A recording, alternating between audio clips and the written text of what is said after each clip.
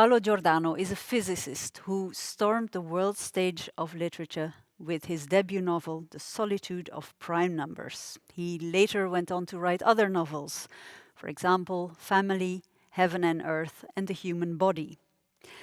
Italy was particularly hard hit by Corona.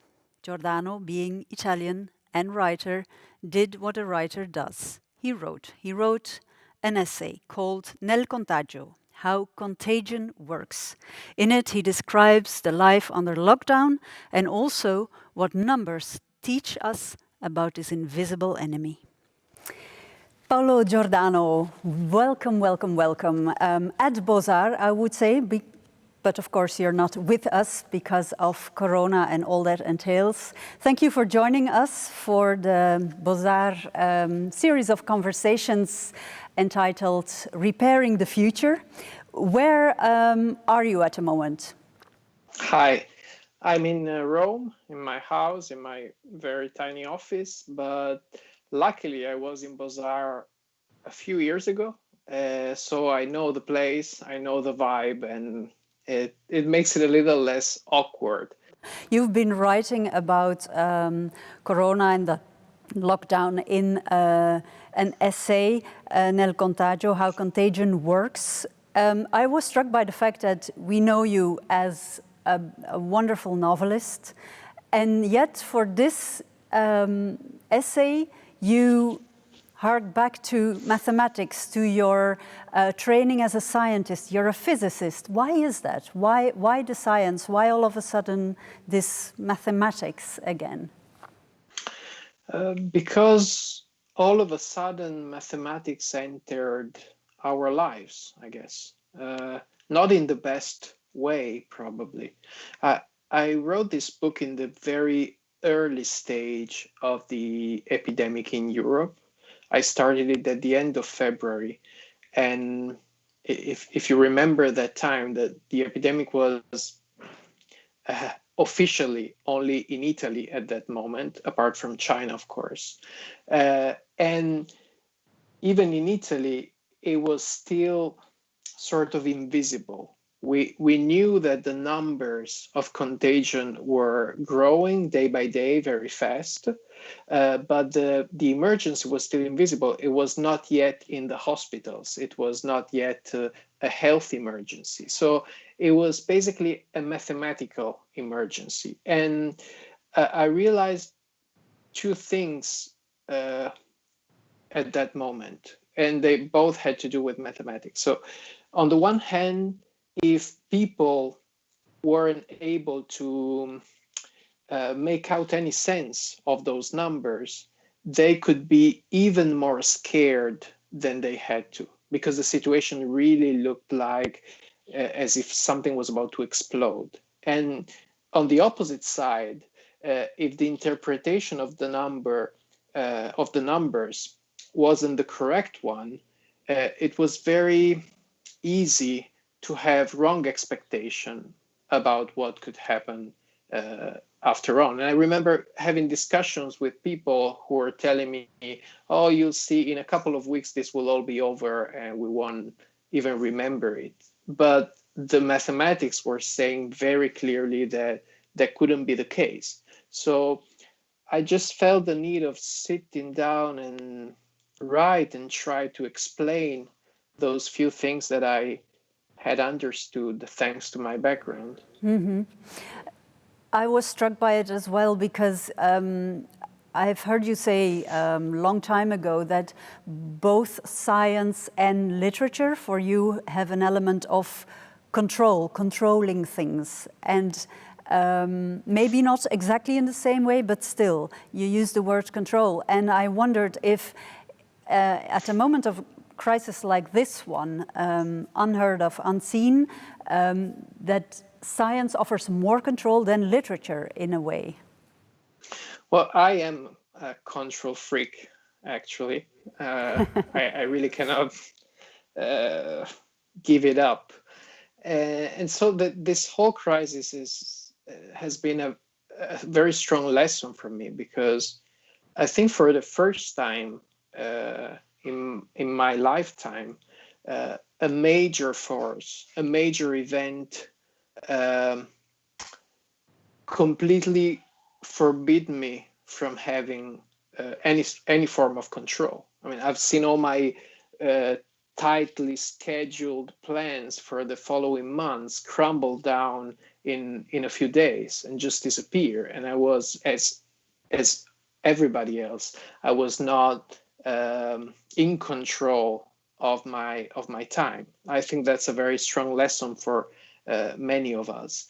But it's true that I had to hold on to something to feel that I was at least having a grip on something. And science, I mean, many of us relied on science this time, probably because science has been and still is our only guidance through this. And somehow this goes back in time for me. I've always used maths and calculations as a way to calm me down. It's weird because I know that many people feel exactly the opposite with mathematics. Math is a source of anxiety for many people, of fear, of a sense of overwhelming. To me, it's quite the opposite. It's like a way to put some order in the chaos that I feel around me. And those days when I wrote the book were really days of sheer chaos. It was all around. There was just confusion. And so I needed for myself in the first place to put some order in it. Do you think we as human beings will have to learn to live with less control from now on? Maybe not with less control, but with less understanding, probably. Because we've come in touch with the enormous amount of things that we still don't know. We often forget about what we don't know of the world, of the universe, of nature, of ourselves as human being. Uh, well, science to me is a very strong reminder of this. Every scientist knows at any given step of his work that it's much more what we don't know than what we know. And I feel this is the first time that the whole humankind somehow has uh, come in touch with this idea. We don't know everything, so we cannot control everything probably, and we have to respect what we don't know, and we have to act more carefully also because of what we don't know. I think this is a dramatic change. We're talking a lot about what will change, what won't change. It's very difficult to say or to guess, but one thing that I think is going to change is our relationship toward what we don't know.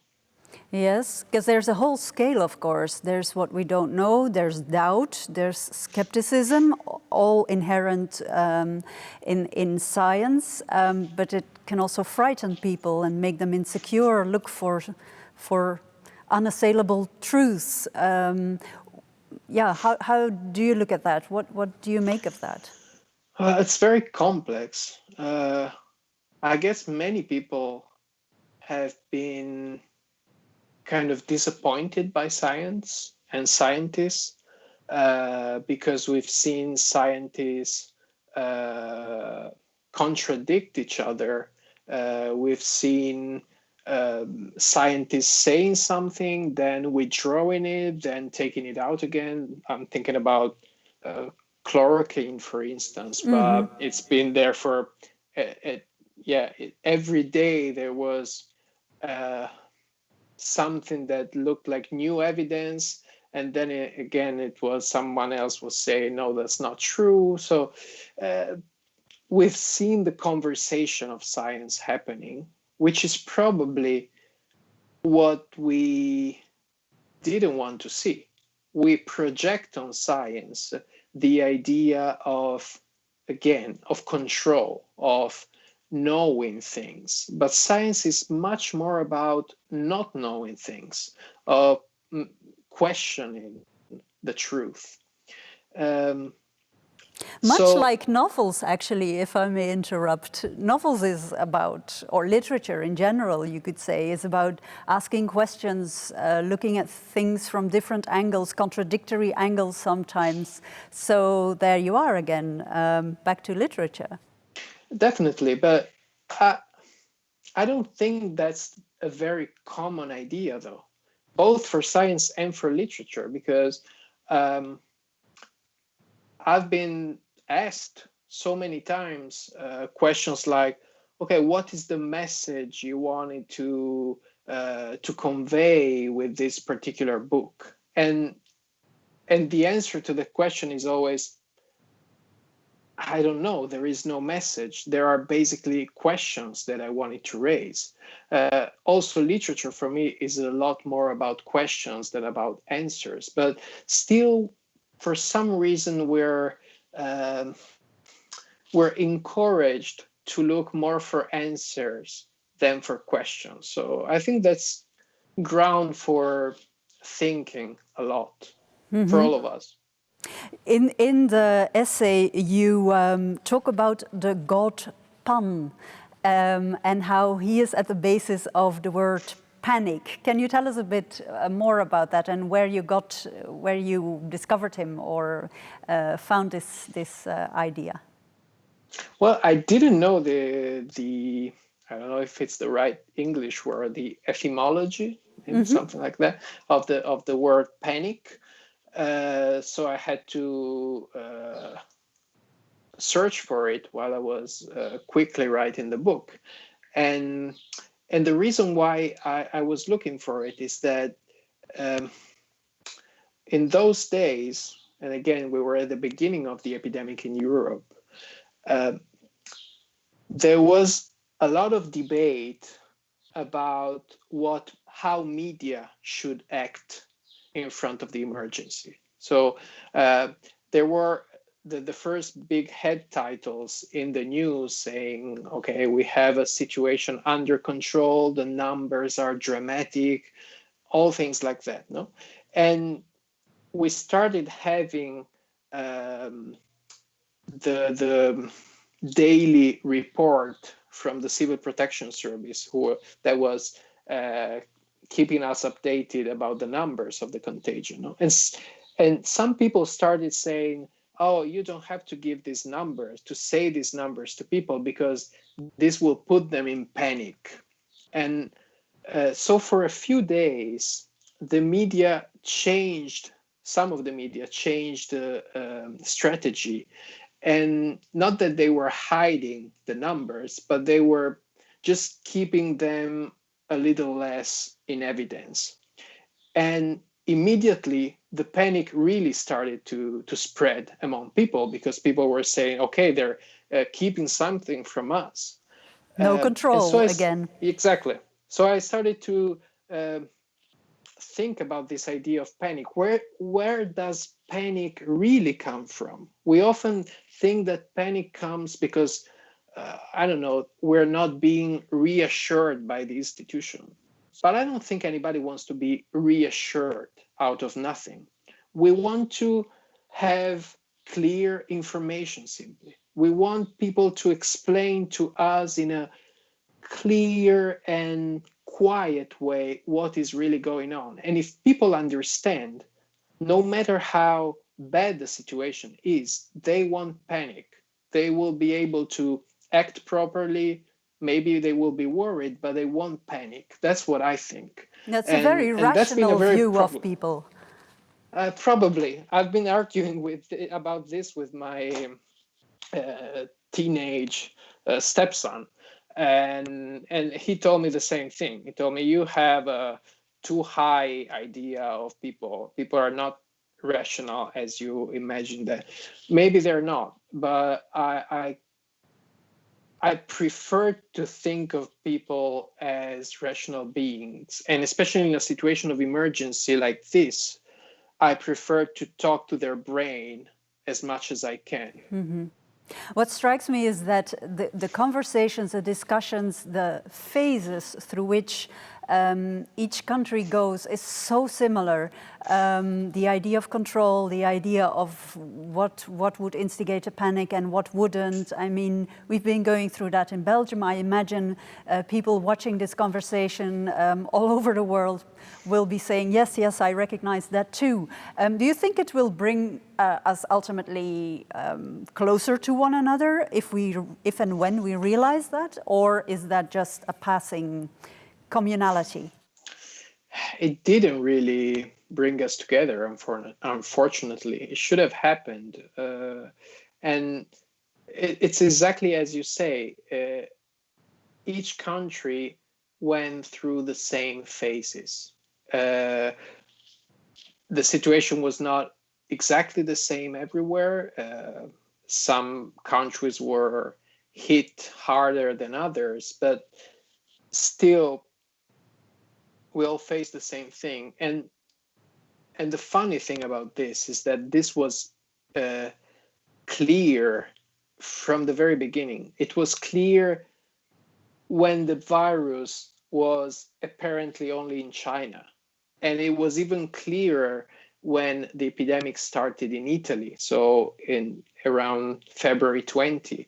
But in those days, our neighboring countries in Europe were acting as if they might not be hit by the virus, which was completely nonsense. So this probably, my stepson is probably more right than I am when when he says that we don't act that rationally. Well, countries didn't act rationally. Leaderships didn't act very rationally in this situation, because it was very clear that the same thing would happen everywhere and that it was just a matter of time. We were just in different points of the same timeline, of the same evolution, but it took a lot of time for people and for leaders, which is worse, to understand this. Yeah. So where does that leave us, in your view, with an eye on the future? I mean, on the one hand, you have this idea we can address people, talk to their brains, treat them as rational beings, and then people will react rationally and for the general good. On the other hand, when something happens like this, we see that there's friction and all kinds of problems arise. On a large scale, are you optimistic or pessimistic about where we're going? I asked the same question to Jared Diamond a few weeks ago. I was interviewing him since he was one of the first writers and scientists who wrote about epidemics to the bigger audiences. And when I asked him, he said, "I'm a cautious optimist." And I said, well, then probably I'm a cautious pessimist. That's probably what I am. I don't think this is hoping for a change in itself is just pointless. People, a single person doesn't become any better after a trauma or after a big sufferance. And I think that's even less true for civilizations or societies.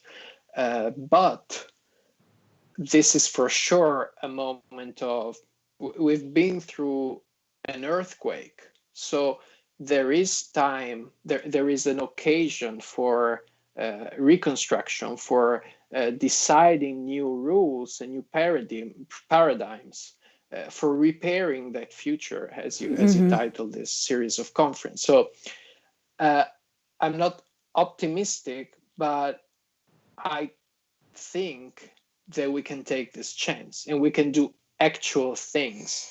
Will you do actual things? Are you thinking of something in your life that you think you might change or will change?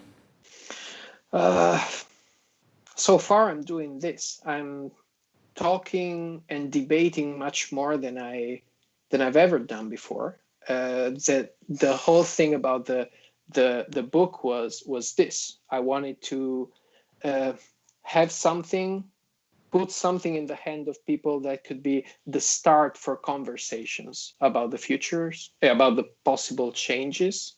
It's just a collection of notes in that sense. It leaves room for conversation. On a very personal level, I'm not sure if I'm strong enough to change my behaviors that significantly. I know I will. I'm thinking a lot about travels. I've been traveling so much in the last 10 years. My lifestyle was definitely not a sustainable one.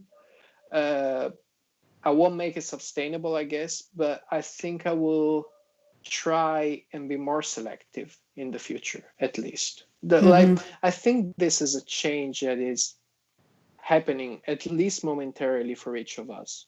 We're realizing that not every desire can be fulfilled.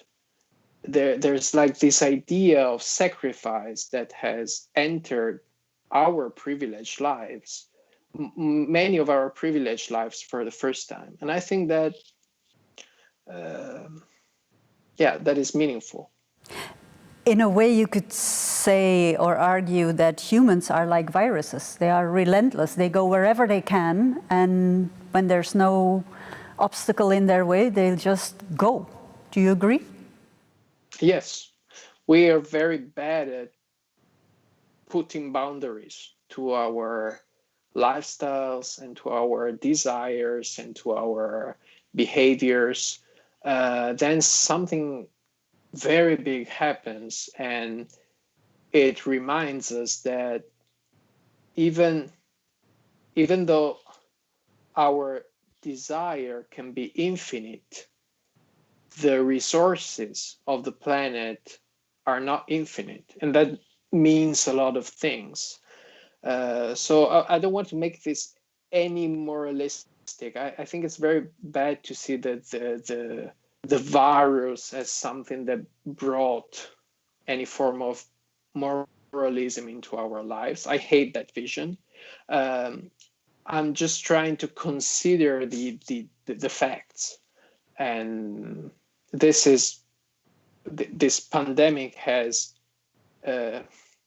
shown a lot of facts about where we are.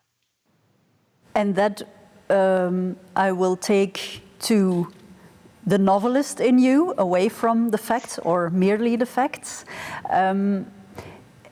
First and foremost, a practical questions. The whole lockdown idea for you as a writer, I would think that's a default setting, apart from the traveling you do and the talking to readers and so on.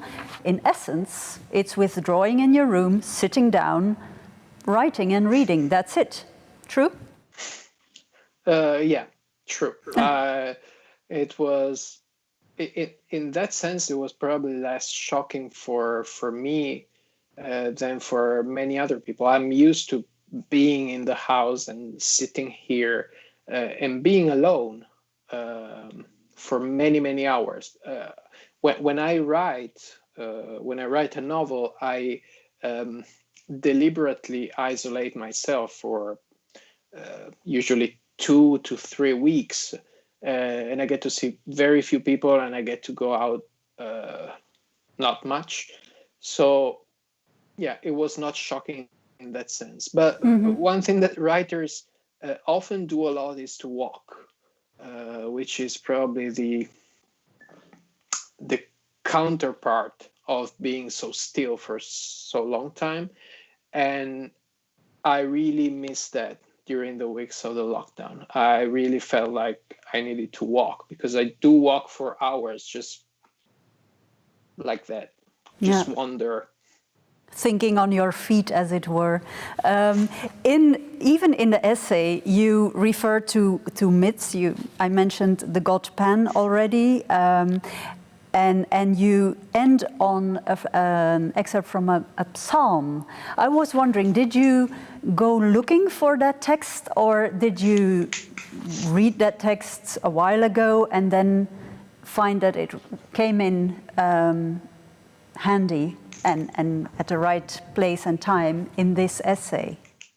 Well, you reminded me that eventually I didn't explain how the God pen fits in the picture. So I just open a small. Yeah, Tell us. Sorry, I tend to get lost when I speak.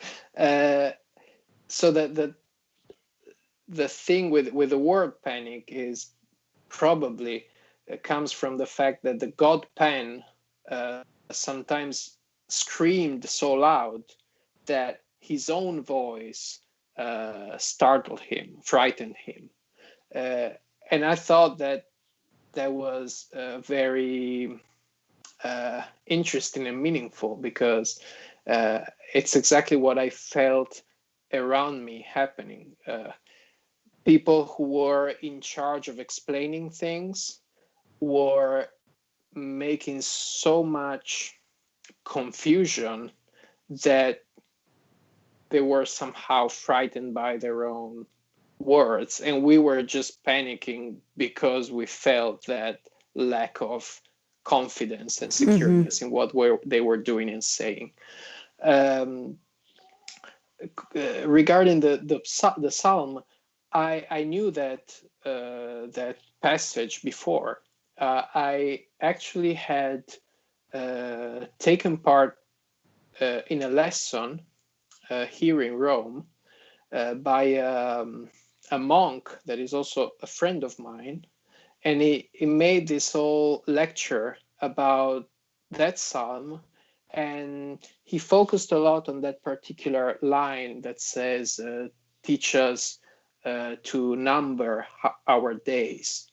And this had happened a long time before, but I was just reminded of it because that's exactly what we were doing in those days. We were surrounded by numbers constantly, and we were counting dead people and infected people and recovered people, and we were counting the days and counting the hours that we had to stay in the house. So yeah, it all reminded me of that line. It's interesting that both in the panic story and this passage of this psalm, that stories and a literary form of putting things can actually get more clearly almost to the essence of a feeling or something that's happening than explaining it in layman's terms or explaining it at all. Don't you think? Yes, to me, even How Contagion Works, which is a book that I wrote so fast, and it's very brief, and it's about reality and science, yes, but to me it's a work of literature in the meaning that it's written with the attitude, with the very same attitude in which I write literature. So it goes in and out of myself. It tries to be emotional even when it talks to the most rational part of people, because I honestly don't see a contradiction in the two things. I think the contradiction is always outside, as is the contradiction between science and literature. We put them in contrast, but they're actually not. There's so much emotion in science, in every field of science. I honestly find more emotion and mystery there than anywhere else.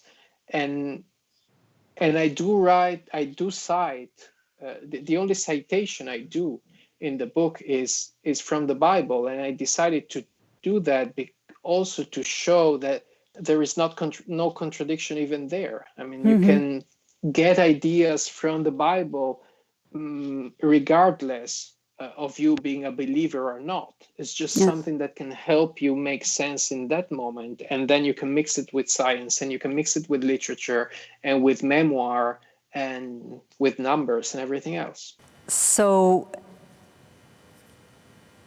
it's all aspects of the same kind of mystery, you say, yet you mentioned just before we started this interview and we were waiting to get rolling that you haven't been able to read fiction for a long time, or not during the lockdown. Why was that, do you think? I guess I was too concerned with reality. I was, I mean, I was constantly reading, but I was reading news. I was reading scientific papers about COVID-19, Italian newspapers, foreign newspapers. I was reading whatever I could find about the situation, which is very unusual for me. It's probably the first time ever that it happens to me. I'm usually spending most of my time in fiction somehow, escaping reality. But this time there was just too much happening, and I didn't want to miss anything, I guess. Um, and there's also another aspect, I think, of it, which I just realized very recently, that stories that we read in literature are, of course, universal to some extent, but still they are stories about specific people in specific moments of their lives. And in the last weeks, I couldn't really focus on the individuals. I couldn't really focus on the individual destiny of anybody, because I felt we were all part of a collective thing that was happening. I mostly express myself using we instead of I in my mind. So that was brand new also. And just now I'm going back to the fact that we're all different and individuals, and each one with his own desires and issues and so on and so forth. This reminds me of a sentence in the essay by Philip Warren Anderson. You cite him, he coined the phrase, more is different, and then you conclude, lack of solidarity is most of all a lack of imagination. It's in a paragraph that says also that each of us can act individually and differently, but then the effect of all of that taken together may be bigger and more far-reaching than we can imagine. Again, there's this we. Do you think it might change your writing somehow or inspire new writing? I think it does. I think it will. I've always seen this in a geometrical way, as if each of us had a sort of radius of empathy around him or around her. And some people have a very short radius, so they simply care about themselves or about their very inner circle. Other people are able to have a wider, a larger radius of empathy. And somehow this experience, at least for a short moment, expanded the empathy for each of us. There were weeks in which all of us were behaving, at least in such a way, to protect something that was common good, that was our health system, public health system, or the most vulnerable population, even people that we don't know and that we will never get to know. So it was an outburst of empathy somehow that is already restraining itself, of course. But again, we're also seeing that it's nonetheless limited, because now that the situation is getting better in our countries, in Europe, for instance, we're not really able to care about, for instance, people in South America that are going through the worst phase of the epidemic that we were in a few weeks ago. But that's just too far away. So we seem unable to reach that part. And so there's again a ground for hope and ground for pessimism, even in this, I think. Empathy is often said is strengthened or engendered by novels, for example, by literature, by art in general. Do you feel it can make a difference in that department? Can it somehow enlarge those empathy circles you talk about again, or is this just a sentimental view of what art and literature in specific can do? No, I really think it does. And I wouldn't do it if I didn't believe it could do it. It's really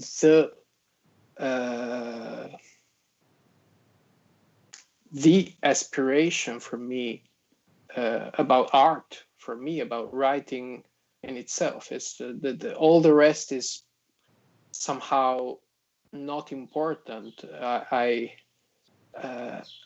I do like. I don't. I know this is a specific angle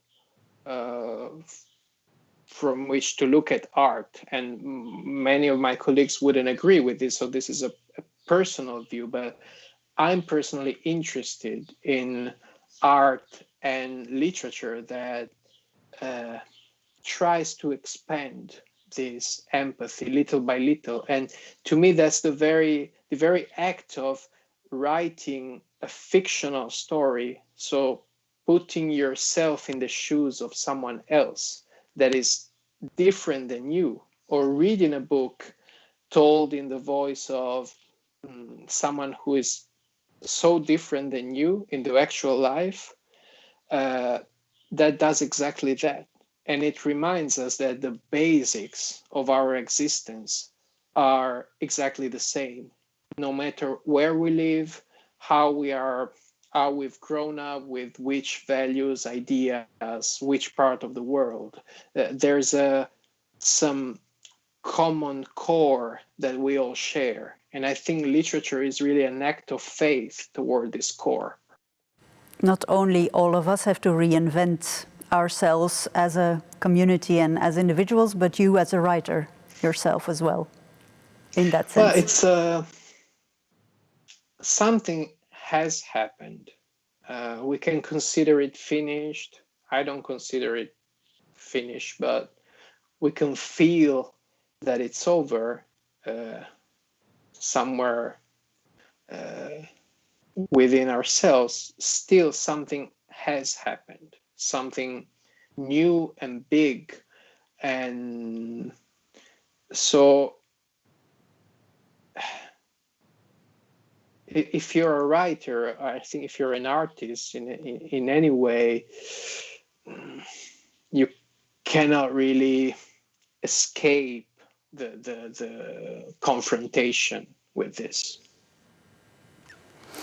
Paolo Giordano, is there anything else you would like to say?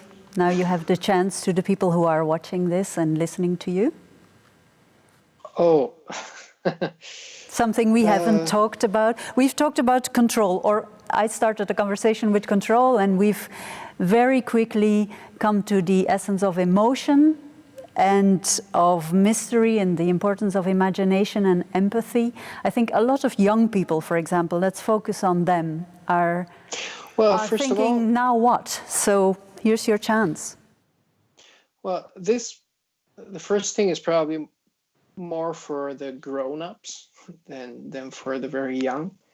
And it's the thought that I'm having a lot in these days. And it's probably more an invitation. My invitation is, let's not forget, or at least let's not forget too quickly what has happened.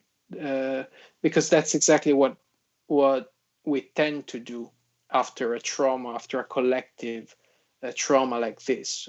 We tend to rush back to how things were, try to forget everything and move forward. But I think this will be very disrespectful toward all the pain that has been around in this moment. But regarding the young people, I'm way more optimistic than, for instance, how I was a few months before. It's something that probably it's not, there's no evidence for it. It's just a feeling. So I'm just talking emotionally. But before this, I really felt as if the future couldn't really give the young generations any space for moving, inventing themselves, changing, becoming better or whatever. I felt as if the world was very, very closed, looking at the future. I kind of feel the opposite now. I kind of feel as if this will be, as if there is new space opening up. I don't know where, I don't know how. It probably will depend on people, but it's just something that I feel. So in this sense, I'm pointlessly optimistic. Paolo Giordano, it almost felt as if you were here with us in BOZAR. I don't know what it was like for you staring at the green dot. It was really sometimes I was special. Yeah, okay. Well, it's not the same as looking in each other's eyes face to face, but I have to thank you very, very much for joining us, for sharing ideas, feelings, and hopes, pessimistic hopes. Thank you. And all the best for you and your family. Thank you again. To you too. Bye. Bye to everybody.